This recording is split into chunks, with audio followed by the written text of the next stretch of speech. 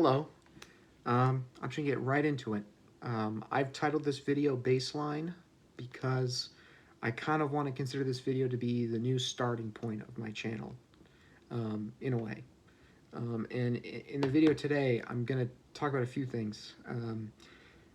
I want to sort of cover or talk about why I made this channel, why I've taken such long breaks, and where I plan on going with this channel. Um, and then after that, I want to talk about, or in the part where I'm talking about my plans for this channel, I'm going to give some titles for videos that I kind of have planned for the future. And then I'm going to talk about a few books I'm going to read this year, and some books that are coming out this year that I'm really excited about. So, yeah, so I'm going to get into it. Why did I make this channel? I started this channel 3 years ago, almost exactly, like 3 years ago and a few days. And the main reason why I made this channel is the same reason that most people make their booktube channels, is because you don't really have anyone else to talk to about the books you read. And so you decide to shout into the void of the internet. And a week before I made my channel, I had read War and Peace, and I finished it, and I loved it, and I was sort of realized that I don't think anybody in my family or any of my friends would be reading this book anytime soon, but I really want to talk about it. And so that was sort of the motivation to make my first video, like a soft introduction to War and Peace and some tips I had for reading such a big work. Another reason was at the time, I had a general dissatisfaction in the way that books were talked about in the broader YouTube sphere, in a way. And what I mean by that is, like, I'd see people like talk about books in like financial terms. You'd see people, make statements like, "Oh yeah, books have a great ROI," or something like that. Great return on investment. You can make a lot of money if you read more books. And I listen to self-help books on 3 times speed, so I can take in more and get a better return on investment. I'm generalizing here a little bit, but I'm sure most people watching this video know what I'm talking about. I would hear this kind of discourse, this language being used in regards to books, and just think to myself how strange it is, because that way of thinking about reading was like so alien to me. I was like, this is not, like, how do you get any enjoyment out of like thinking about books this way? And so, anyway, not to belabor the point, that agitation I felt towards that kind of discourse about books, about um, going into books and extracting value. Books are things to extract things out of. Just that kind of language I found to be very confusing and quite annoying. So I was like, maybe if I make a booktube channel, I can show a counterexample to like that way of thinking, because I certainly do not think about books in that way. I don't think in terms of extraction or return on investment. It seems antithetical to what reading is. So anyway, that's sort of why I made my channel, and I remember when I made my channel, in my journal I had written. I think that week, after the first video came out, I was like, it'd be really cool if I got 100 subscribers by the end of this year. So like I had to go of like, by the end of 2021, 100 subscribers. That was my goal. So I uploaded the video on War and Peace, and after like a month or so, it got 30 to 50 views or something like that. It wasn't a lot, but it was enough for me to go, oh, that's kind of cool. I think I had a few comments, something like that. And then I uploaded a bookshelf tour video, and that sort of tracked the same, where it was like it got maybe 50 to 100 views in that time frame. And I was like, wow, that's a lot. That's pretty cool. And then it was like one morning, like three and a half, 4 weeks after I'd uploaded that video, where I think like I woke up that morning. The view count was this, like pretty much exactly the same as it was the day before. But then a few hours later, by like noon, it was the views had doubled. It was like 150 views or something. And I was like, what the? And I started getting like notifications for comments. I saw the subscriber count going up. And I was like, oh my god, this is what is going on? And the algorithm had like latched onto my video, and basically over the course of like the next 2 weeks, I think I'd gotten must have like I think I got like 10,000 views on that video or something like that.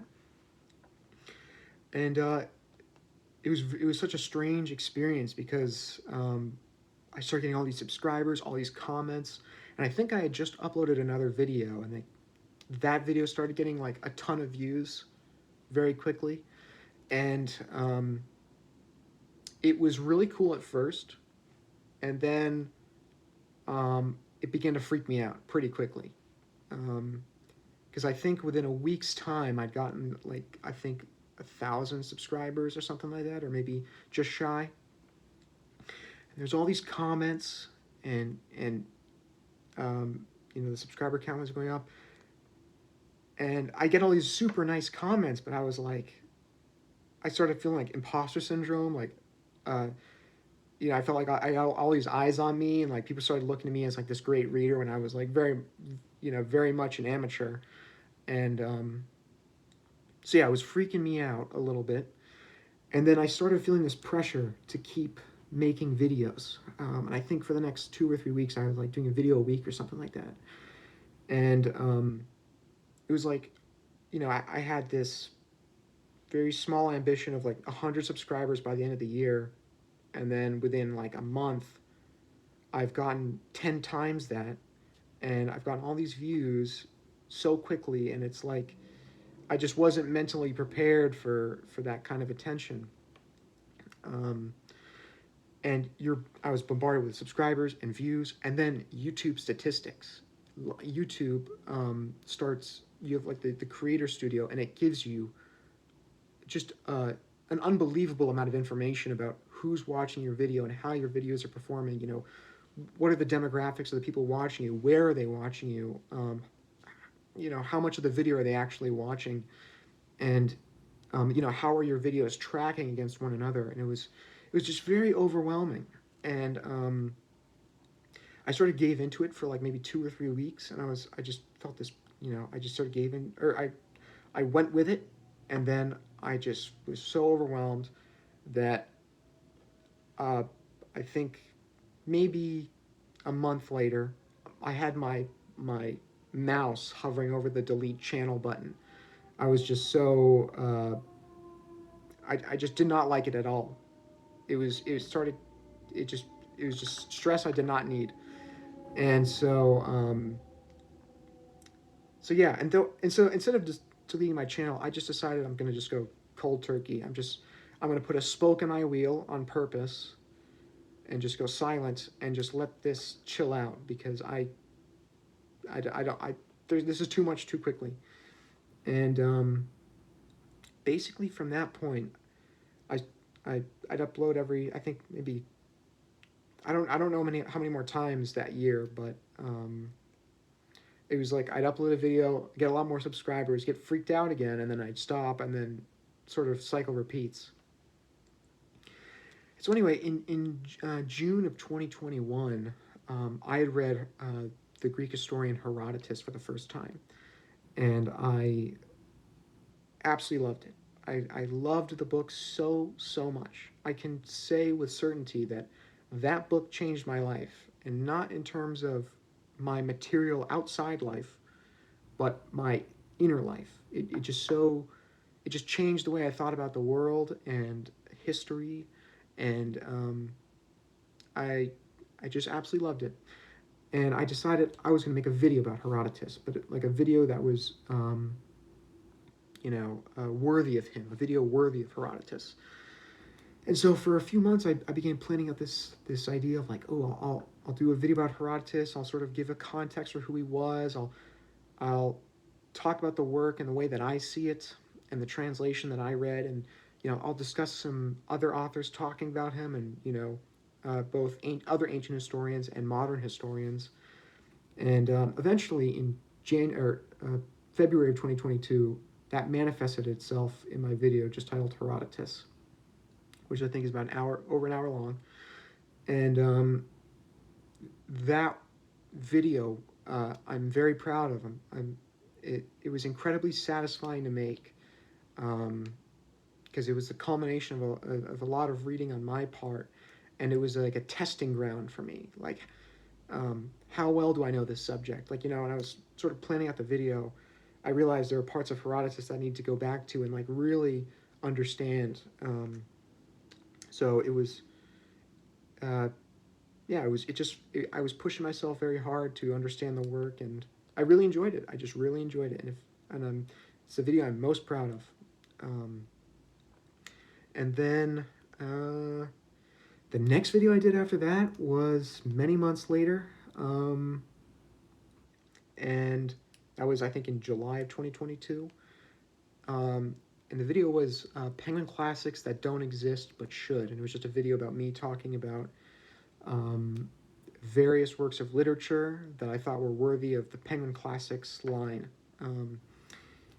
And the day that I made that video and uploaded it, that day I had no intention of making a video, but then I saw a video from the great booktuber Michael K. Vaughan, and he made a video about 10 books that he wishes were Penguin Classics. And I watched it, loved the video, and I was like, that is a great idea. I want to do this myself. So I sat down, I wrote down a list, and then shot the video, uploaded it, didn't think twice. I think it did a little bit of editing, but that was really fun. I really enjoyed that. And then another big gap in videos, and the next upload was April of 2023, and I just uploaded a video about a few books I gotten recently, and that video was for me going to be like what this video was, like a sort of in a way, like a soft reintroduction to the channel, because I was like, I was going to do more videos in 2023.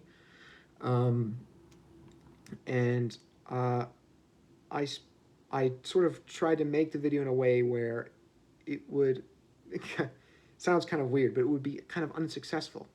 I think at the time I had around 8,000 subscribers, which took me a while. Like, that still freaks me out. And I was like, okay, I'm gonna make a video talking about some books I want. I'm not gonna edit it. I'm not gonna do, any other. I'm just gonna use the internal microphone of my camera, and I'm just gonna talk for however long I need to in order to get through all the books that I got that I'm excited about. And I was like, okay, I have 8,000 subscribers. Maybe this will get 1,000 views or 2,000 views, and then I can ease my way back into making the channel, because again, when I started the channel, the sudden influx of subscribers and views absolutely freaked me out, and I didn't want to be freaked out again. I wanted to sort of ease back into it. But that video ended up getting a lot of views, and it freaked me out all over again. I crossed 10,000 subscribers, and yeah, I sort of had those same feelings, like, oh, this is a lot. And like, why did this freak me out? Well, one of the reasons why is growing up, one of the things that terrified me the most was public speaking. In high school, the sheer terror I would feel when a teacher would announce that we'd have to have like everyone had to be divided into groups and do a presentation or something like that about something. I cannot express how terrifying that was to me. And I literally, when I was a senior in high school, I passed out. I literally like fainted during a presentation. I wasn't talking. My talking part was over, and it was my group mate was talking. But I had done something where I was kind of nervous just being up in front of the class, and I like locked my knees in a way where it like altered my blood circulation or something. I don't really know what happened, but I had been standing in a certain position for a long enough time where my vision began to like I got really dizzy, and I ended up my knees buckled, and luckily my teacher, it was literally right when the presentation was over. The teacher was um, had been sitting in like a chair in the front, but then got up and was walking back to his desk, and uh, in that space of time when he was walking back to his desk, he was walking in front of us, and that's when my knees buckled, and I like kind of fainted, and he was able to grab me before I hit the floor, and smacked my head or something. Um, so yeah, the concept of speaking in front of a lot of people has always been daunting to me, which seems kind of ironic now that I have this channel and I'm deciding to go continue with it. Um, so like that's one thing that freaked me out, is just the sheer volume of people watching me. Second is like I'm talking about books, and I care very deeply about books, but I'm by no means an expert at all. I get comments of people like very very nice comments, very well meaning comments, but like the impression that like I'm not like a guru or something, but someone who's like a who know like I don't know how to describe it, but it's like I felt like almost like a fraud. Like I'm not um, a mastermind of literature or something.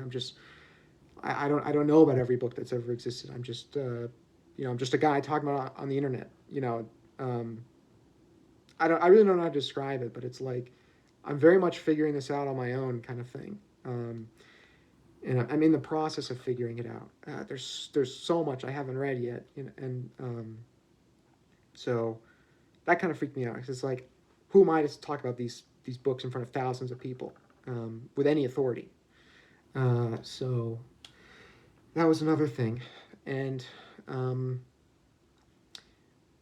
another thing I've had to get used to. I've tried to get used to over the past couple of months is like the crossing the threshold of 10,000 subscribers made me realize like I need to be responsible in the videos that I make, in the sense that like I can't just like I like talking about like a lot of historical subjects, but like I need to have the facts right. Um, I can't just like be lazy in if I'm talking about whatever historical subject. I should have the facts right. I shouldn't get like names and dates mixed up. I mean, surely that will happen, but like I should actively try and avoid doing that, because if I'm wrong and I put that in a video and then a lot of people watch it, I could be, um, you know, not deceiving, but giving you wrong information. I, I'm blanking on the word right now for what I'm trying to say, but I need to. I've sort of come to terms with the fact that like I should understand the responsibility of having the ability to talk to so many people, um, and be responsible with the videos I make, and making sure that what I'm saying is something I've thought long and hard about, and make my convictions clear, and um, not to deceive or something. I don't know how else to phrase it. So yeah, I know I've been talking for a while now about this, so um, I feel like I'm belaboring the point. So anyway, I want to talk about. I'm looking. I have a notepad here with some notes on it. That's what I'm looking at. Now I want to just sort of switch gears a little bit to what I plan to do with this channel. So I do plan on, at this moment, I do plan on making more videos on this channel from this point on. I don't have any commitment to frequency of I'm not saying like there's gonna be one video a month or one video a week or anything like that. There's gonna be no time commitments of any sort, but a general drive on my part to upload more frequently than I have in the past 2 years. So instead of like every 8 months, it's much shorter than that. It could be I could do 2 videos in 2 weeks, and then I'll make a video for 2 months, and then it could be like that, and then come back 2 months later. But I do want to upload more, and there's even though I haven't been uploading a lot, I've been reading a lot. I've been reading a lot in the past few years, and a lot of what I've read I haven't even discussed on this channel, and so there's a lot I want to talk about. And so, like, the lessons I've learned from having this channel so far is, well, one, the long form video of Herodotus made me realize how fun that is. How fun that is. I want to do that more. I want to take a subject that I care very deeply about and talk about it at length. Not a video essay. I'm not trying to. I don't know if I'm trying to make any emphatic points, but maybe like, and I don't want to say like it's a lecture either, because I don't want it to feel like a classroom or anything. But it's just me collecting a bunch of sources and talking about them in concert with one another. That gets me really excited. So there's that, and then I wanted to. That'll be like the main part of the channel, is these longer videos that of subjects that interest me. And then another lesson I learned is from that video about the Penguin classics that don't exist but should, and like the Some Books video I did. Just, shorter, more spontaneous videos about, maybe it's one book or several books or something like that.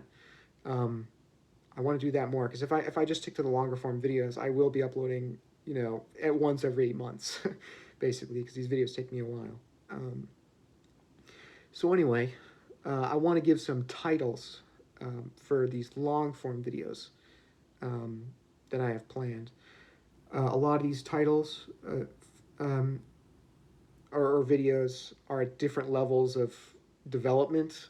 Some are much farther than others. Some are just literally just a name, for a placeholder name for, a general idea or something. And these are also not in any particular order.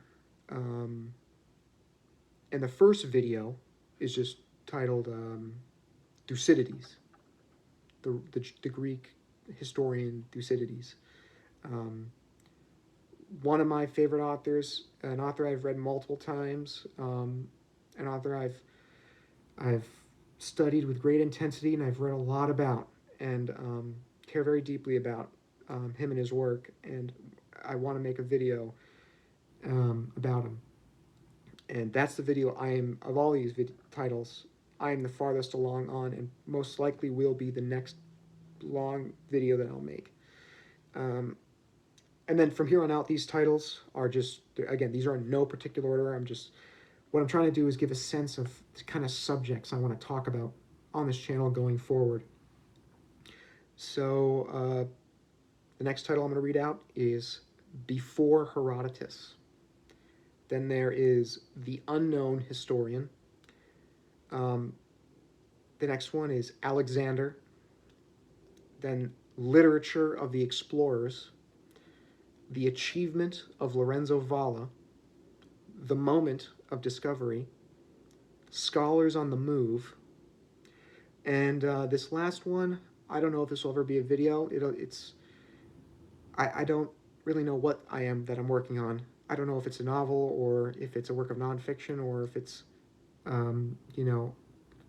like a 15-hour long video. I don't know what it's going to be, but and I've been working on it since March of 2022. In fact, I know not off the top of my head, but I have it written down of the exact date and time to the second in which I had this video popped in my head. And the title of this thing is The Remains of Antiquity. I'm not going to explain any of these titles, but I just want to give a sense of the kind of things I want to talk about going forward in these longer form videos. The shorter videos could be anything. I don't know what they'll be. So yeah. That's sort of like my recap, my baseline for this channel. And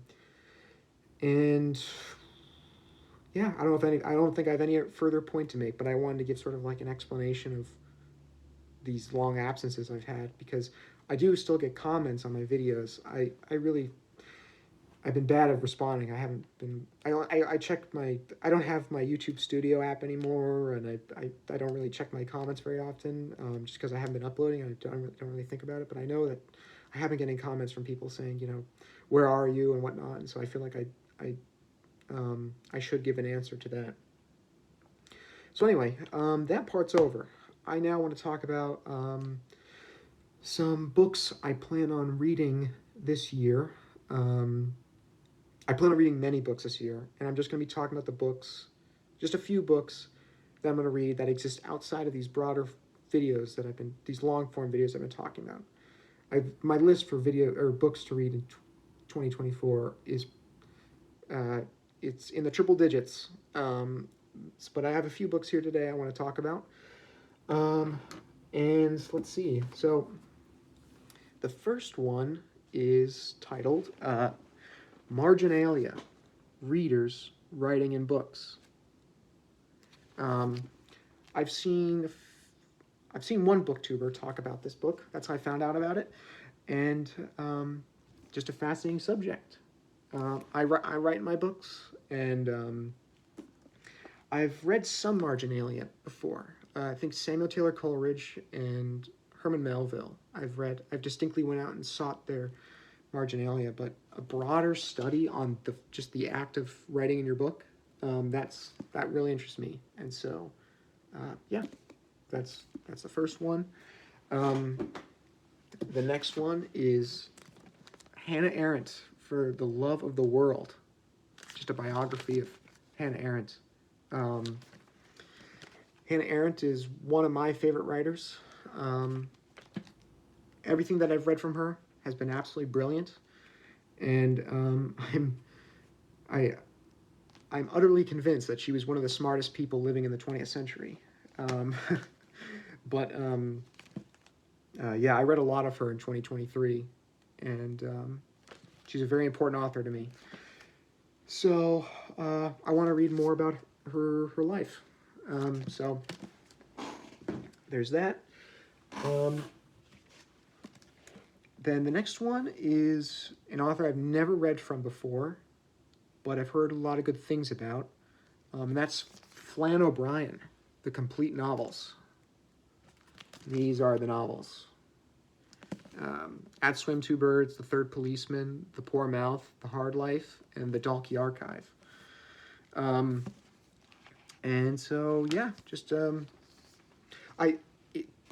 2023, I read hardly any fiction. I don't know how many books I read in 2023. I read a lot, but I know that I read 2 works of fiction, and one of them was just me rereading Moby Dick. But I want to read more fiction again this year.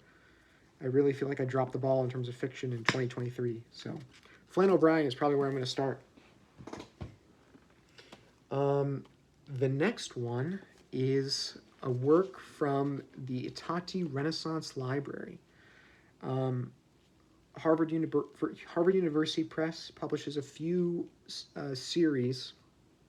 different series of like primary sources for certain time periods where the original document is on the right side of the left side of the page, and then there's a translation on the right. It's like a dual language. They publish these dual language books. The Loeb Classical Library, you can see right behind me, there's some Latin classics where you have the Latin on one side and then the English language translation on the other for important works like, Tacitus or Pliny the Younger or, Cornelius Nepos or something. So anyway, the Itati Renaissance Library from Harvard University Press is just texts from the Renaissance, collected and translated. And I have a bunch, as you can see, that whole shelf is Itati Renaissance volumes.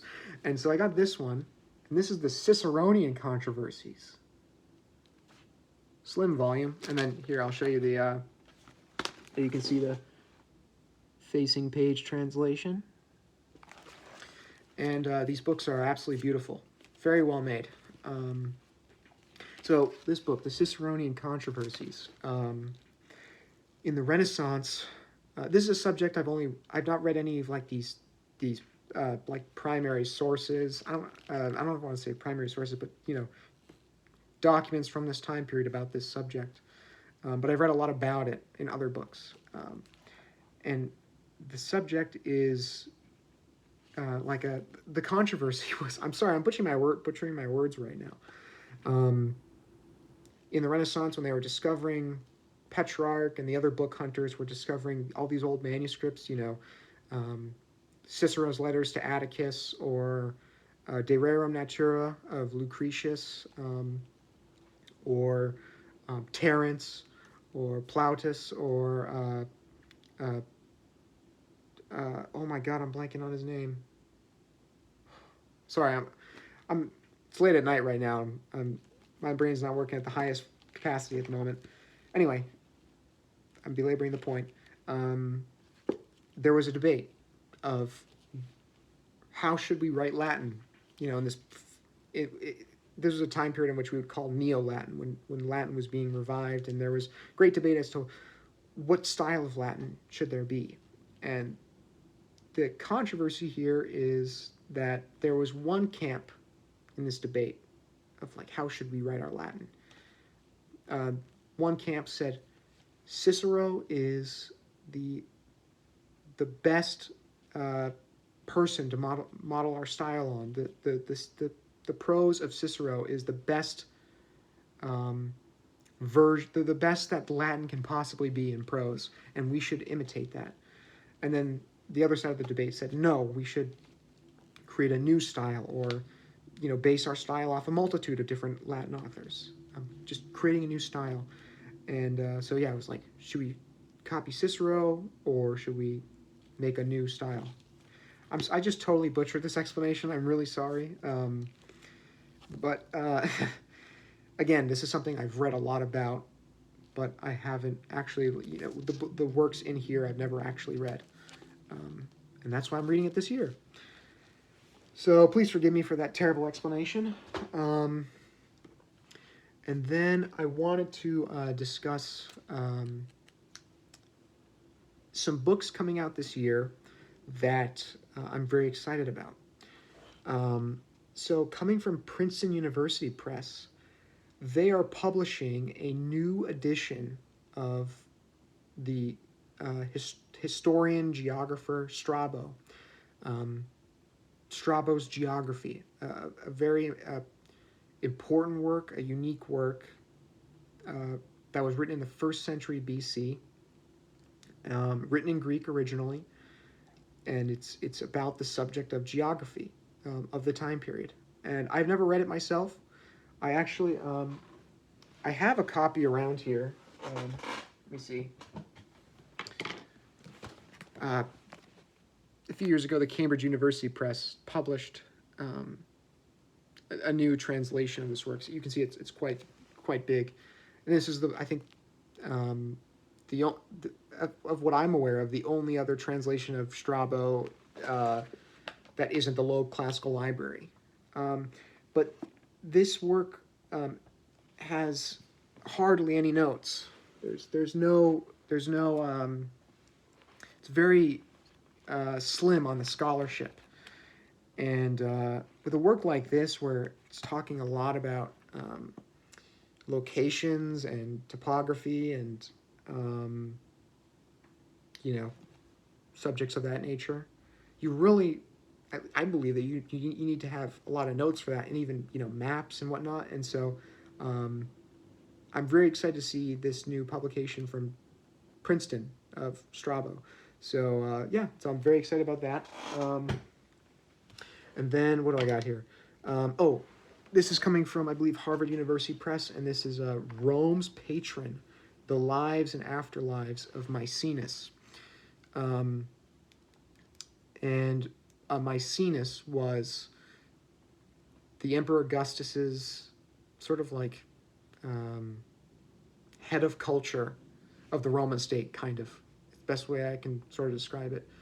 And he is most famously known as the man who sort of bankrolled Horace and Virgil so that they could write poetry in service of the state, basically. I mean, Virgil and Horace did much more poetry than just that, of course.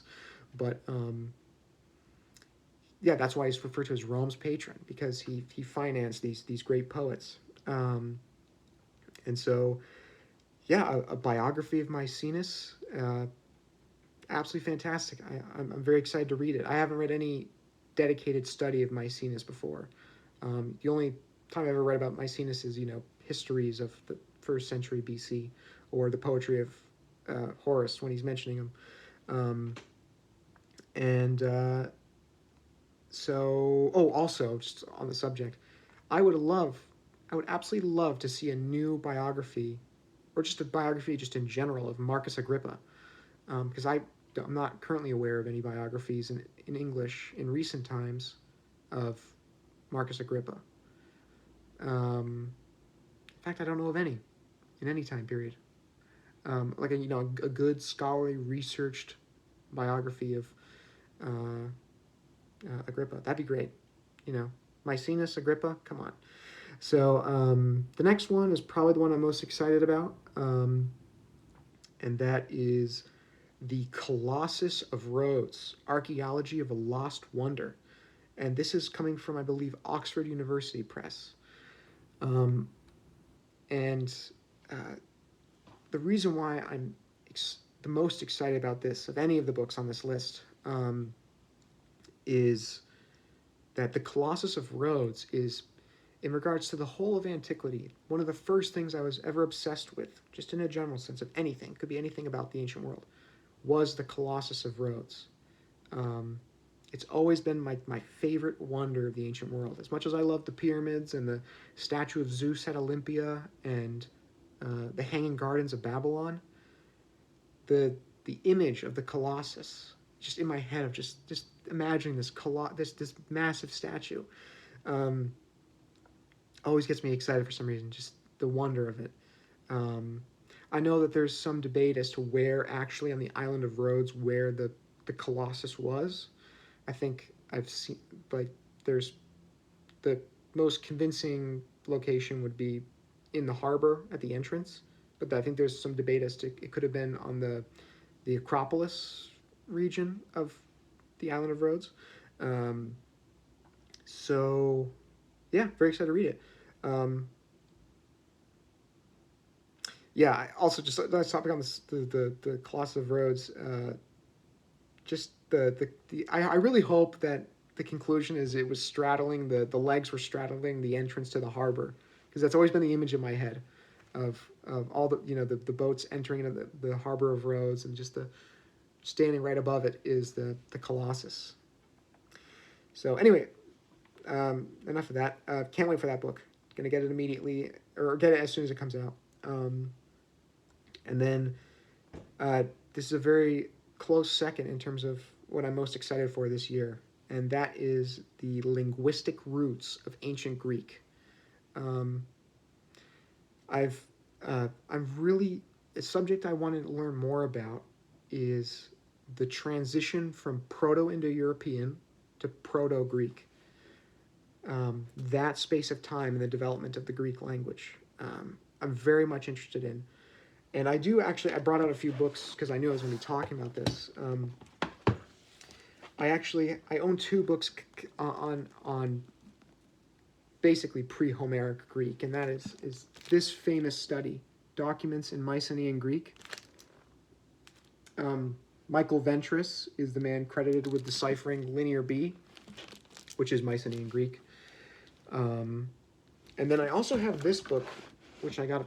I haven't read this, but this is the Linear B Decipherment Controversy Reexamined. So those are my two books that I currently own on pre-Homeric Greek, essentially. So yeah. Anyway, I'm very excited to. Also, these books are old. These books are like 50 years old, and I'm interested to see more up to date analysis of what we know about Proto-Greek, Mycenaean Greek. So yeah, excited for that. Um, the next one is coming. I forgot to write down here where this is coming from, but this is the title is "The Indigenous Languages of the Americas: History and Classification." Very excited about this. Um, I'm in the past few years I've become absolutely obsessed with historical linguistics, but in the broader sense, language in general. Um, and I really want to learn more about the languages of the Americas, the indigenous languages of the Americas. And there's been I know of a few studies, um, like books titled like the languages of North America, and I think books about the Mayan language, but um, I've never actually gotten any books of that yet, because I've always had this sort of fear that they might be out of my wheelhouse, like they might be too scholarly, and I just wouldn't find firm footing anywhere. But this book seems perfect what I'm looking for. Like a broad, not exact. It doesn't seem like it's exactly like a survey, but um, just a nice. I think it's, you know, I think it's a big book, like 600, 700 pages, something like that, if I remember correctly. It's just a big history and yeah, classification of the indigenous languages of the Americas. So yeah, just that just sounds perfect. As soon as I read that title, when I discovered that this book was coming out this year, I was like, that is going to be an instant buy. Coming from the Everyman's Library, they're doing a volume on Lord Byron called Byron's Travels. Um, so no further point to make. We all know who Lord Byron is. Can't wait to get it. And then the last one I'll list is coming from Penguin Classics. I think this is coming out in September, and it's the Penguin Book of Pirates. Uh, I think in the last 10 years, Penguin has like done these sort of anthology volumes. They've done like the Penguin Book of Mermaids, the Penguin Book of Hell, the Penguin Book of Witches, the Penguin Book of Dragons, and it's just these. It's kind of like these anthologies that the editors at Penguin put together of whatever the subject is: pirates, dragons, witches, demons, or whatever the hell it is, and but they're doing them for pirates, and I love. I was like a Pirates of the Caribbean kid, and I love the golden age of piracy and reading about it. Um, so yeah, it'd be cool to have a nice new anthology of the golden age of piracy. So yeah, that's my list of books coming out this year that I'm excited for. And yeah, this is just my baseline video. I plan on making more videos. I apologize that how tripped up over my words I've been getting throughout this video. I'm rusty in a way, I guess. So yeah, so thank you if you watched this far. I can see that it's been 45 minutes that I've been yapping on. So on the video now, thank you for watching.